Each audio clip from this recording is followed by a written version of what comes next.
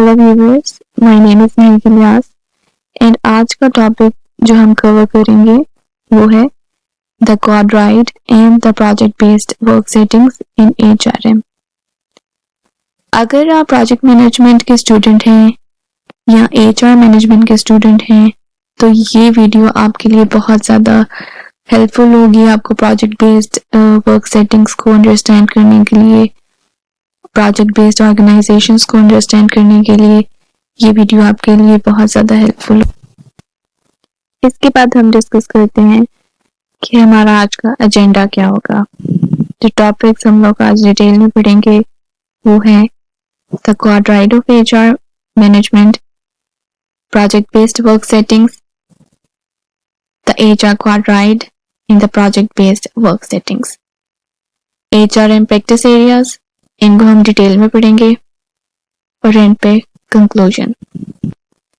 आगे है HR quadriad इन HRM management. जो क्वाड्राइड का वर्ड है क्वाड्रेंट से निकला है। क्वाड्रेंट का मतलब होता है 4। इसी तरह एचआर मैनेजमेंट में भी 4 चीजें होती हैं जो कि बहुत ज्यादा इंपॉर्टेंट होती हैं। The quadriad is built on the insight that HR management is carried out in collaboration among 4 roles, including HR specialist, project manager, project worker, and line manager. HR Quadriad provide a framework for the analysis of HRM in project-based organizations. मतलब कि जो project-based organizations होती हैं, HR Quadriad उनको एक framework provide करता है उनके एनालिसिस के लिए। The HR Quadriad seeks to facilitate an analysis of HRM which acknowledge its contextual, collective and configurational nature in project-based organization. आगे हम बात करते हैं प्रोजेक्ट बेस्ड वर्क सेटिंग्स की। प्रोजेक्ट बेस्ड वर्क सेटिंग्स में सबसे पहले हम बात करते हैं वर्क सेटिंग्स। वर्क सेटिंग्स क्या होती हैं? वर्क सेटिंग्स एक्चुअली होती हैं वर्क एनवायरनमेंट, कि आप किस एनवायरनमेंट में काम कर रहे हैं, किस कंडीशंस में, किस फिजिकल कंडीशंस में जो आपका ऑफिस है उसका टेम्परेचर क्या है, उसमें आपकी किस तरह की आपको फैसिलिटीज प्रोवाइड की गई हैं, जो इक्विपमेंट है, जो आपके लैपटॉप्स हैं या पर्सनल कंप्यूटर्स हैं वो किस तरह के हैं, ये सारी चीजें कहलाती हैं वर्क सेटिंग में। उसके बाद प्रोजेक्ट बेस्ड वर्क सेटिंग्स क्या होती हैं?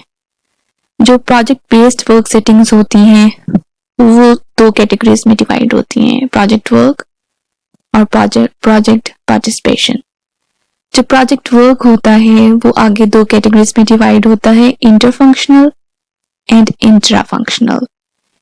Interfunctional में workers are normally co-located in interdisciplinary teams. मतलब उनकी जो लोकेशन है वो एक सिंगल पॉइंट पे नहीं होती, वो रोटेट करते रहते हैं। मतलब उनकी रोटेशंस होती है, जॉब रोटेशंस होती हैं। उनको ये नहीं होता कि मतलब एक उनको पता हो कि एक ही ऑफिस में जाना है, वहीं पे जाके काम करना है। उनका प्रोजेक्ट के लिहाज से उनकी लोकेशन, उनकी ऑफिस जो है वो चेंज होते रहते हैं। उसके बाद आता है intra functional. Workers carry out most of their project activities in a line function. मतलब उनको पता होता है कि मतलब एक लाइन में वो काम कर रहे होते हैं, कि मतलब उन्हें पता है कि आपने ऑफिस में जाना है और वहीं पे अपना काम करना है, आपको कोई इधर उधर जाने की जरूरत नहीं है। उसके बाद आते हैं प्रोजेक्ट पार्टिसिपेशन। प्रोजेक्ट पार्टिसिपेशन में 2 चीजें होती हैं, फ्रेगमेंटेड होता है और फोकस्ड होता है। आगे है the HR quadriad and the project based work settings. These dimensions display a key characteristic of 2 ideal type of project based work settings।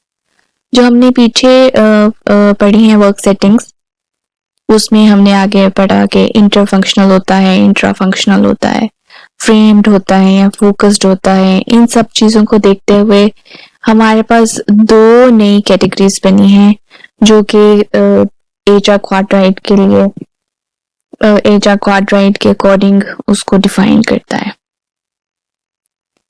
अब उसमें सबसे पहली टाइप है type A, intra functional and fragmented, that is a disciplinary specialist. ठीक है। और type B है इंटरफंक्शनल and focused disciplinary journalist. ठीक है। अब जो टाइप ए है उसमें वही हमारे चार करेक्टर्स हैं, HR specialist, project manager, project worker and line manager. ठीक है। This is a task based logic. ठीक है, कि जो आपको काम दिया है उसके अकॉर्डिंग ही आप ये करते हैं। जो एचआर स्पेशलिस्ट होता है वो इसमें as a line based HR department में काम कर रहा होता है। जो लाइन मैनेजर होता है वो टेक्निकल सुपरवाइजर की ड्यूटीज परफॉर्म कर रहा होता है। और जो प्रोजेक्ट मैनेजर होता है that is indirect HR responsibilities को वो हैंडल कर रहा होता है। और प्रोजेक्ट वर्कर्स जो हैं वो तो एज यूजुअल अपना काम कर रहे होते हैं। उसके बाद है टाइप बी। टाइप बी जो होती है वो है एचआर बेस्ड लॉजिक, कि मतलब इसमें एचआर जो है वो स्ट्रांग होता है, एचआर अपना काम कर रहा होता है। ठीक है।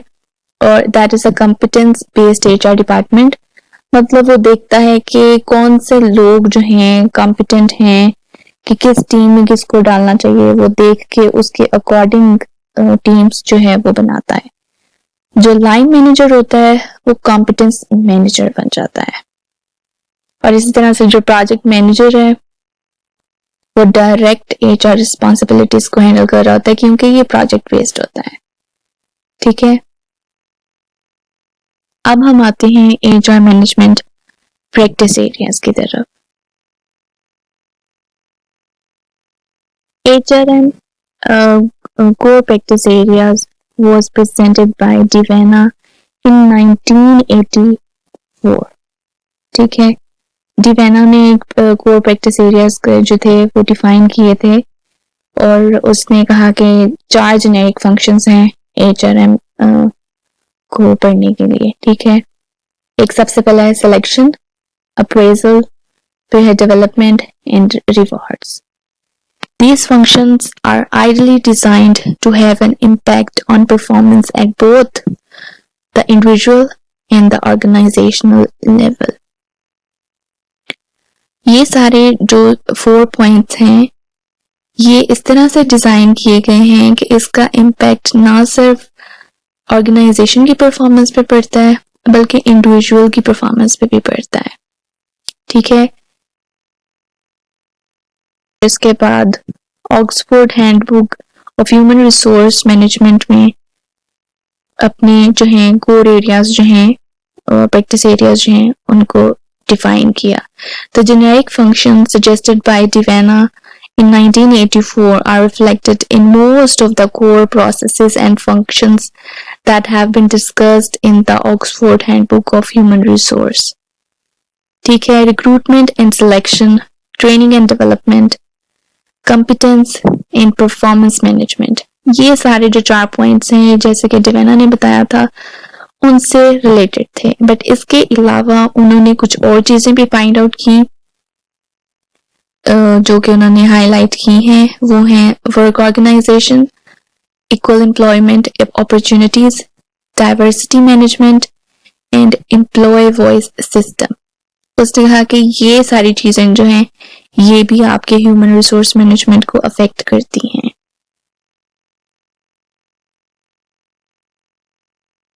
On narrow issues of HRM, leaving out the ones we considered were preliminary within other management areas such as technology management, project management, or change management. As for the latter, there is of course a component of change in all activities. So also for the practice areas singled out here, as a result 4 core practice areas were emerged. मतलब जितनी भी आज तक research हुई जो डिवेना ने कहा या ऑक्सफोर्ड की हैंडबुक में था या उसके अलावा जो रिसर्चेस की गई उसमें उन्होंने जो मैनेजमेंट एरियाज हैं जैसे कि टेक्नोलॉजी मैनेजमेंट, प्रोजेक्ट मैनेजमेंट और चेंज मैनेजमेंट हैं, उन सब को कंसीडर करते हुए 4 जो हैं प्रैक्टिस एरियाज वो इमर्ज हुए जो कि इन सारी मैनेजमेंट एरियाज को कवर करते हैं। वो है flaws, the performance, involvement and development.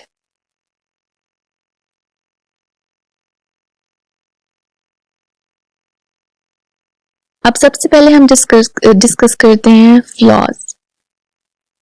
ठीक है, this practice area includes all management activities directed towards managing the flow of people in, through and out of the organization.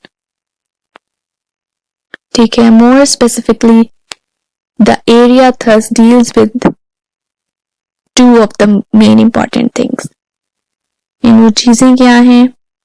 In and out flows of human resource across organizational boundaries, internal flow, job rotation, mobility in line as well as in project dimensions.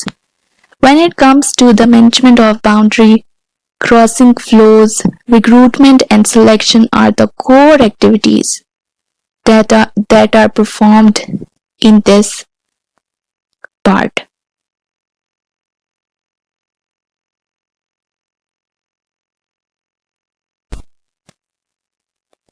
कुछ questions हैं जो कि project based organisation को मतलब flow के लिहाज से बता सकते हैं कि जैसे who is responsible for selection and recruitment, मतलब क्या प्रोसीजर क्या होगा आपका कि आप कैसे सिलेक्शन करेंगे, रिक्रूटमेंट कैसे होगी, और जो जैसे कि आगे लिखा हुआ है how are people recruited to the projects, मतलब किस बेसिस पे आपकी जो टीम है आप उसको बनाएंगे। ठीक है, what are the responsibilities of the individual workers, मतलब जो काम कर रहे हैं उनकी क्या रिस्पॉन्सिबिलिटीज होंगी, जो आपका प्रोजेक्ट मैनेजर है वो इस प्रोसेस में क्या रोल जो है वो निभा रहा होगा। ठीक है,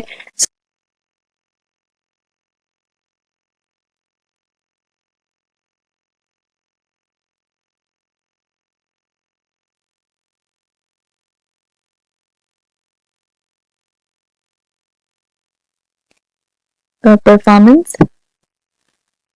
Performance in a way, of course, all 4 practice areas aim at enhancing and improving the individual's performance directly or indirectly. ठीक है, कि मतलब जो सारे पीछे या आगे जो भी आप प्रैक्टिस एरियाज पढ़ेंगे उसका मेन मकसद यही है कि आपका जो एम्प्लॉय है उसकी परफॉर्मेंस जो है वो अच्छी हो। उसकी परफॉर्मेंस अच्छी होगी तो जाहिर है आपकी कंपनी के लिए भी वो अच्छा होगा, आपकी ऑर्गेनाइजेशन के लिए अच्छा होगा और उसके अपने लिए भी अच्छा होगा। In this area, we focus on influencing the design of work settings and support in order to ensure that people get the proper work conditions to perform a good job. कि मतलब आप उनको कोई ऐसा वर्क सेटिंग्स उनको आप अच्छी provide करें, आप उनको अच्छा एटमोसफेयर प्रोवाइड करें तो ताकि लोग उसको काम करें वहां पे।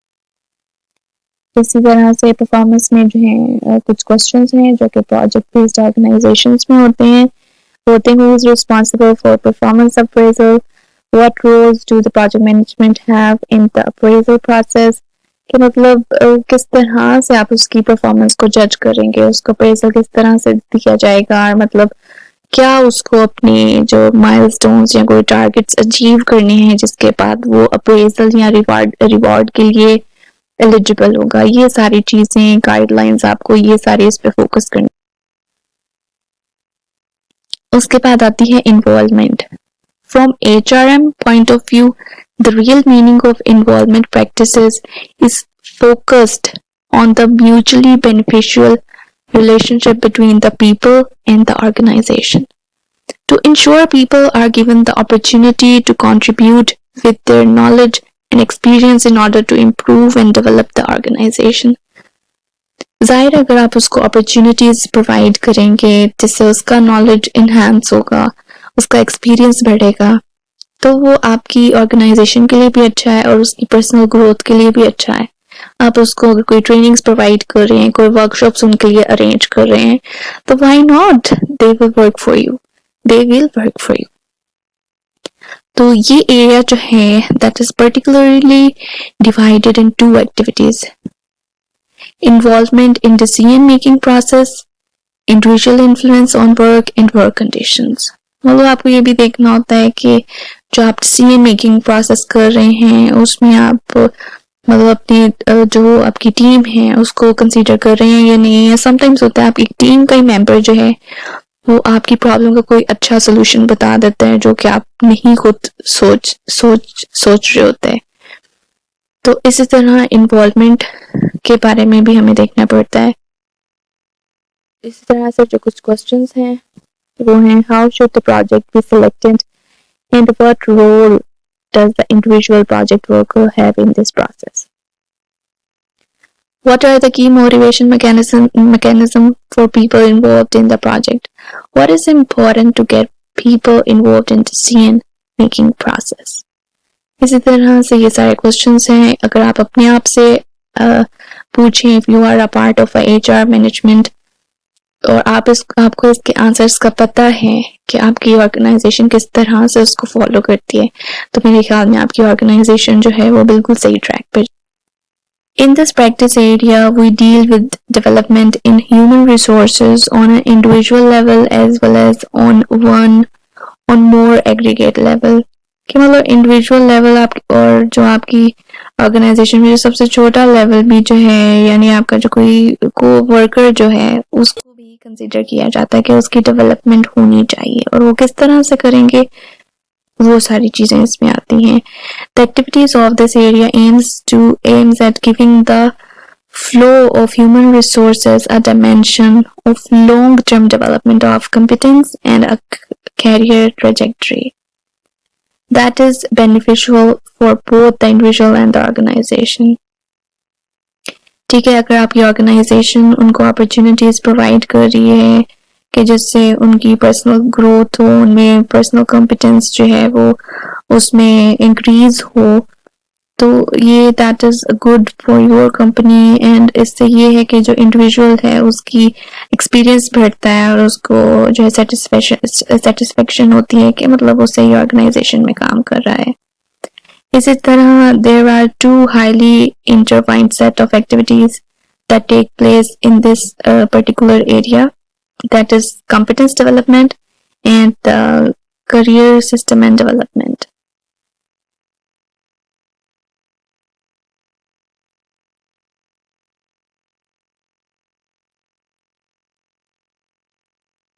और जो क्वेश्चन है इस एरिया में आते हैं वो हैं: what competence will be required to meet the needs of the future project?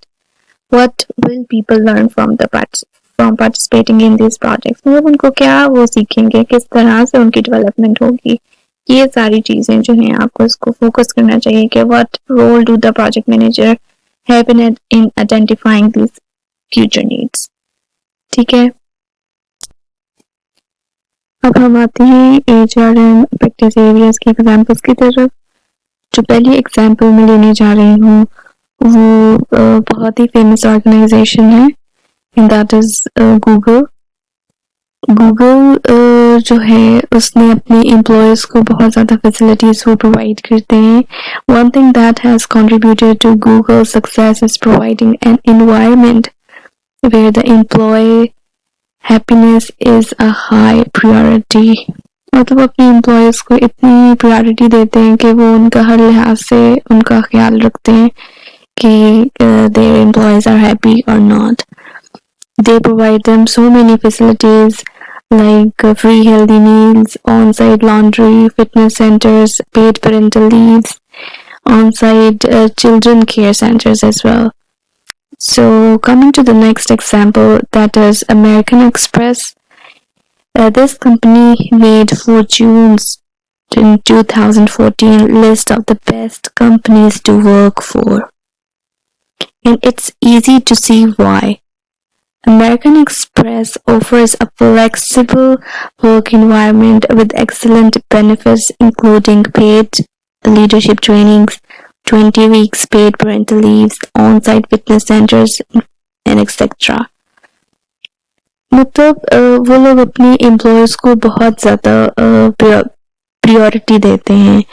मतलब बाकी कंपनीज भी ट्रेनिंग्स करवाती हैं, उसमें कुछ एम्प्लॉयर्स जाते हैं, कुछ नहीं जाते, लेकिन वो लोग जो अमेरिकन एक्सप्रेस में काम करते हैं उनको पेड ट्रेनिंग्स मिलती हैं कि अगर आप ट्रेनिंग्स को अटेंड करें तो आपको उसके भी वो पे करते हैं. और ये दोनों कंपनीज जो हैं ये HRM प्रैक्टिस एरियाज को फॉलो करते हैं, इसी वजह से उनकी कंपनी जो है वो बहुत ज़्यादा सक्सेसफुल है. Now I would like to conclude this video. Of course, using these type of human resource practices in the workplace can increase employees' retention and happiness. This is good news for your company because engaged employees have been found to be up to 20% more productive than unhappy ones. Employees feel happy when they receive necessary trainings, they use their skills and their abilities to do their best work, and they also feel appreciated and valued when their company value them. They are satisfied with their experience that they are gaining from that organization, and they become loyal to that organization. So all of these are good indicators that your human resource management is on the right track. So that was all for today, and I hope you like this video, and that's all for today. Take care. Allah Hafiz.